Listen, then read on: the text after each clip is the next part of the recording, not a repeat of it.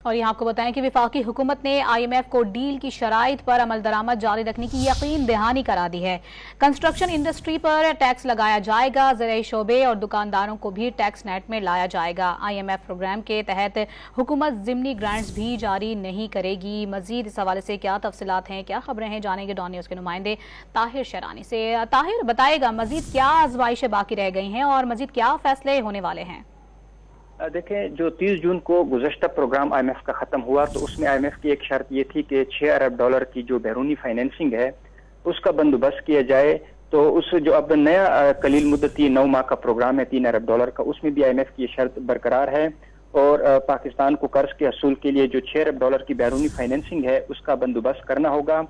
इसके लिए पाकिस्तान की जानिब से ज़राए ने हमें ये बताया है कि तकरीबन $4 अरब का जो बंदोबस्त है वो किया गया है। $2 अरब सऊदी अरब से, $1 अरब UAE से, $1 अरब इस्लामी तरक्याती बैंक से मिलेंगे और बाकी जो $2 अरब हैं उसका भी बंदोबस्त किया जा रहा है और $6 अरब की जो बैरूनी फाइनेंसिंग है उसका बंदोबस्त हो जाएगा। इसके साथ पाकिस्तान की जानिब से IMF को कंस्ट्रक्शन इंडस्ट्री, ज़राई शोबे, दुकानदारों को टैक्स नेट में लाने के लिए भी इकदाम की यकीन दहानी कराई गई है। हुकूमत IMF प्रोग्राम के तहत ज़िमनी ग्रांट जारी नहीं करेगी। तवानाई शोबे में इस्लाहात का अमल तेज किया जाएगा और तवानाई शोबे के तहत जो सर्कुलर डेट है उसको बढ़ने नहीं दिया जाएगा। इसके साथ जो दीगर इकदाम है जिसमें सब्सिडी को भी बजट के बगैर सब्सिडी नहीं दी जाएगी तवानाई शोबे में, इसके साथ जो बिजली की कीमतों में जो इजाफा है वो भी हुकूमत को करना है। बहुत शुक्रिया आपका।